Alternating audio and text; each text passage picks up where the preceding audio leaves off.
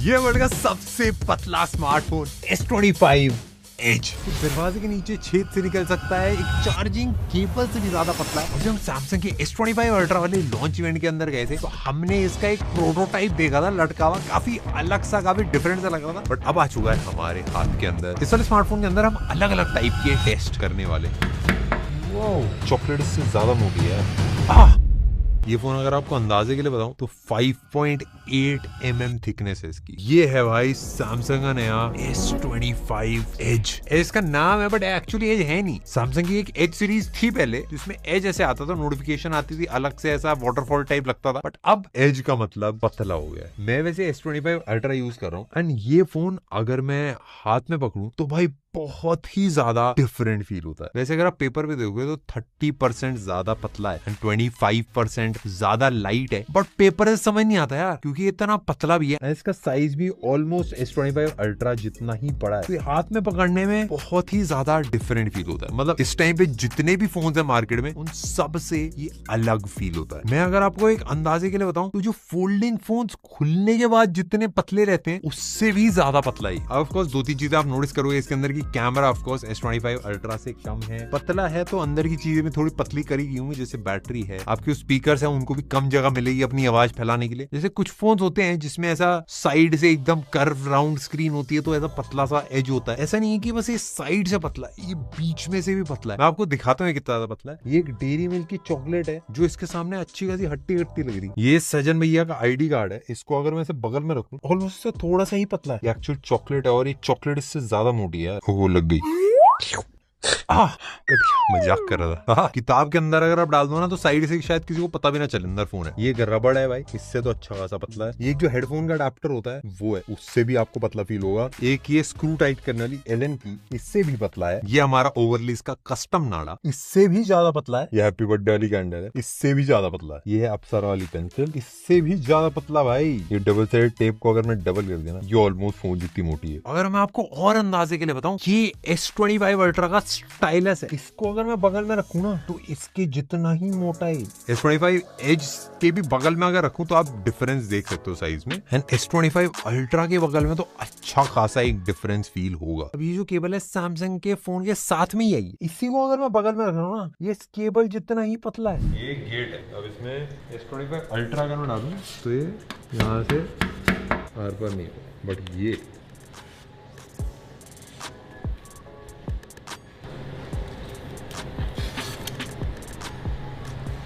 बहुत पतला है यार। इसके नीचे से डालने की कोशिश करूं, S25 अल्ट्रा को डालूं तो नहीं जाता। सेम चीज भाई इस वाले फोन। वाओ, इससे तो पूरे नहीं हो जाएगा। ये अपने पैरों पे खड़ा हो सकता है। हो भाई, हो गया। मूवी वूवी देखने का मन कर जाता। नेक्स्ट लेवल डाइटिंग भैया ने शुरू कर दिया है। ये बाकी सारे फोनों को मोटिवेशन, पतलीवेशन दे रहा। मैं इसको हल्का हल्का यूज करता है। बहुत वियर्ड चीजें। नॉर्मल फोन समझ लो टेबल बड़ा आप उठा सकते हो, आपकी हाथ में ना ऐसे साइड से ग्रिप बन जाती है। बट क्योंकि ये इतना पतला है आपकी हाथ में ग्रिप बनेगी नहीं अच्छे से। अगर मैं 2 उंगली से उठाना है ये तो बड़ा आराम से उठ जाता है। इसको अगर उठाना है तो मेरे को थोड़ा सा एक्चुअल हाथ हल्के से कांप जाएंगे मेरे। टीम से भी ट्राई करवाते हैं भाई। आज सजन भाई ये तो उड़ गया। ये थोड़ा सा मुश्किल है ग्रिप का।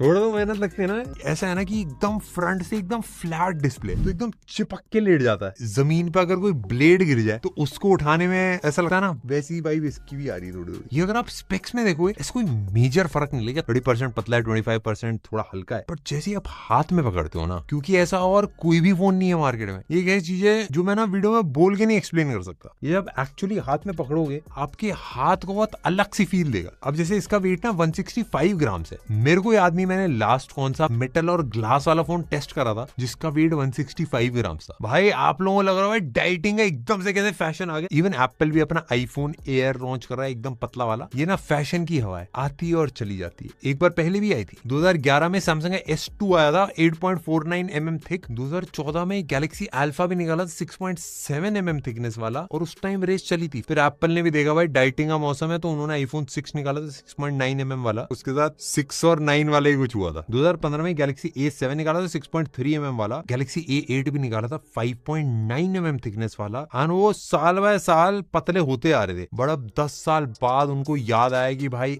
अब डाइटिंग का मौसम फिर से आना चाहिए। ये फोन अगर आपको अंदाजे के लिए बताऊं तो 5.8 mm थिकनेस है इसकी। इसका ये फैशन क्यों खत्म हो गया, इसका मैं आपको सीक्रेट राज बताता हूँ। ये वैसे काफी सारे आए थे, हमने भी टेस्ट करे थे, बट सबके अंदर इश्यूज थे। कोई फोन क्योंकि बहुत पतला होता था इसलिए गर्म हो जाता था, बैटरी तो ऑलमोस्ट सारे फोन बहुत कम सी होती थी। इवन मेटल के फोन बनाने के बाद भी कुछ फोन मुड़ तुड़ जाते थे भाई, जेब में पड़े हल्का सा बेंड आ जाता था। एंड क्योंकि जगह कम होती थी तो प्रोसेसर अच्छा नहीं आ पाता था, डिस्प्ले क्वालिटी थोड़ी सी कम करनी पड़ती थी, पोर्ट वोर्ट हटाने पड़ता, और उस टाइम तो हेडफोन जाए हुए सब कुछ जरूरत थी। बट अब मार्केट बदल चुकी है, चीजें नई नई आ गई है। अब जितने भी कंपोनेंट्स होते हैं अंदर, जो डिस्प्लेस होते हैं वो काफी पतले कर दिए गए। इवन ट्रांसपेरेंट डिस्प्लेस भी आ गए हैं मार्केट के अंदर, जिनके पीछे अगर कैमरा लगा दो तो आर पार देख के फोटो खींच लेते हैं। पहले एल्यूमिनियम की बॉडी ज्यादा हुआ करती थी, बट अब टाइटेनियम की एक स्ट्रॉन्ग बॉडी आपको मिलती है। अब वेपर कूलिंग चेंबर आ गए हैं जो प्रोसेसरों काफी ज्यादा एफिशिएंट हो गए हैं। सिलिकॉन कार्बाइड बैटरी काफी ज्यादा क्रेजी होगी। इसके अंदर वैसे वो सिलिकॉन वाली बैटरी नहीं है। तो इसका बेसिक सिंपल ये है कि कोई भी एक्सपेरिमेंटल या बहुत नई टेक्नोलॉजी होती है, उसमें जो टॉप के ब्रांड के फ्लैगशिप फोन्स होते हैं वो इमीडिएटली नहीं शिफ्ट करते, एकदम रिफाइन हो जाता तब शिफ्ट करते हैं। आप अपने टीममेट से पूछ के आते हैं उनको कैसा लग रहा है। भाई ये बहुत ज़्यादा पतला है, हवा ज़्यादा तेज़ आएगी इससे। भाई अगर ये भी गायब हो जाता तो मज़ा आता। ऐसा लग रहा है कि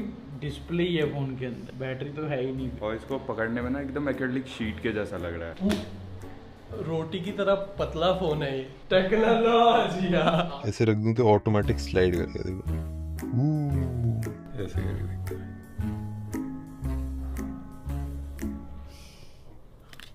बट इवन अगर आप गेम खेल रहे हो तो नॉर्मल फोन में जितनी उंगली का होना चाहिए उससे ज्यादा गैप होता है, तो प्रेशर ज्यादा पड़ता है। बट इस वाले में भाई बहुत ही ज्यादा कंफर्टेबल सा फील होता है। और होता क्या, समझ लो आप रील देख रहे हो कुछ कर रहे हो तो आपको ना ऐसे छोटी वाली उंगली पे ऐसे टिकाना पड़ता है, तो उंगली पे या तो निशान आ जाएगा या फिर उसमें दर्द होने लगेगा थोड़ा टाइम। इसमें भाई आप आराम से रखो, पता ही नहीं चलता कुछ है। एंड इस फोन का साइज भी ऑलमोस्ट परफेक्ट सा लगा मेरे को। S25 अल्ट्रा से बहुत स्लाइटली ही पतला है एंड बहुत स्लाइटली ही छोटा है। इतना ही पतला और छोटा ही हाथ में पकड़ने में बहुत कंफर्टेबल सा फील। राइट साइड में जो बटन्स भी हैं वो भी आपको छोटे फील होंगे S25 अल्ट्रा से। नीचे भाई पतला है बट आपको एक सिम ट्रे मिल जाती है। उसके बाद ऑफ कोर्स स्पीकर्स हैं, बट स्पीकर्स चेक करने पड़ेंगे कितना ज्यादा लाउड है। एंड ऑफ कोर्स जो मेजर डिफरेंस है वो आपको कैमरे में फील होगा। S25 अल्ट्रा के अंदर एक प्राइमरी है, एक वाइड एंगल है, 2 टेलीफोटो एंड एक अलग से सेंसर भी है। ये 1 2 3 चीजें इसके अंदर नहीं है। एक प्राइमरी जो सेमी लेंस है जो S25 अल्ट्रा में प्राइमरी 200 मेगापिक्सल वाला, एंड एक 12 मेगापिक्सल अल्ट्रा वाइड है। S25 अल्ट्रा में 48 मेगापिक्सल है। इवन अगर आप नोटिस करो कैमरा भी ना ऐसा फ्लोटिंग सा है,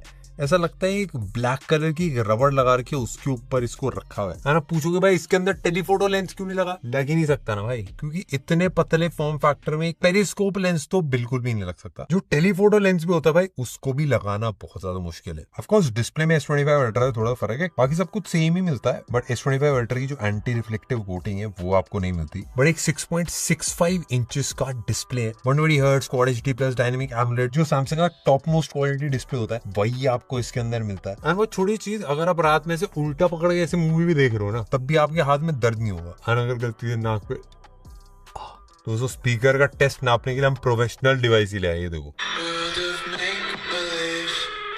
ऊपर रखना पड़ेगा 104 105 के बीच में भाई,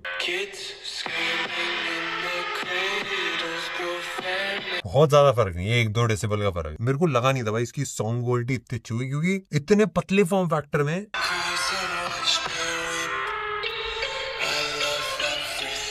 ये बेस और क्लैरिटी रखना भाई बड़ी बात होती है। सॉफ्टवेयर में ऐसा कुछ मेजर डिफरेंस नहीं है, सैमसंग का जो बनी हुई होता है वही है सारी चीजें। बाकी जो सैमसंग के AI वाली फीचर्स हैं, चाहे ऑडियो निकालना है, चाहे आपको फोटो में से कुछ निकालना है, वीडियो को स्लो मोशन में कन्वर्ट करना है, AI टेक्स्ट ड्राइंग बनानी है, सब कुछ सब सेम चलता है इसके अंदर। प्रोसेसर भी भाई इसके अंदर स्नैपड्रैगन का 8 Elite ऐड कर रखा है। ये top of the line Android में प्रोसेसर है, सारी फ्लैगशिप्स में सेम प्रोसेसर आ रहा है। और जो हमने गेम खेली ना तो वो बहुत कंफर्टेबल फील हो रहा था यार, ग्रिप काफी प्यारी बन रही है। बट देखो सबसे इंपॉर्टेंट चीज जो एक पतले फोन के अंदर देखनी पड़ती है, अब देखो फोन को अगर पतला करोगे एक चीज ऑफ कोर्स कम होती ही होती है, वो बैटरी और इसके अंदर बैटरी 3900 mAh है। ये ऑलमोस्ट सेम बैटरी जो आपको S25 में मिलती है, बट S25 के अंदर इतना बड़ा डिस्प्ले नहीं है। और आज से 2-3 साल पहले 4500 mAh 4000 mAh एक डिसेंट बैटरी मानी जाती थी। अगर आप सैमसंग की फ्लैगशिप से कंपेयर करोगे ऑफ कोर्स ये कम है, बट क्योंकि सैमसंग की ऑप्टिमाइजेशन में ऐसा कुछ खास दिक्कत रहती नहीं, तो आपकी एक दिन चल जानी चाहिए। इसको टेस्ट वेस्ट करेंगे फिर बताएंगे, क्योंकि काफी सारे फ्लैगशिप फोन है उनमें इससे भी कम आती है, बट वो चलते सॉलिड है। अब देखो इस वाले स्मार्टफोन का अगर मैं प्राइस आपको बताऊं तो 1,10,000 रुपए इसका प्राइस है। ये बहुत ही इंटरेस्टिंग सा प्राइस है, क्योंकि जो सैमसंग का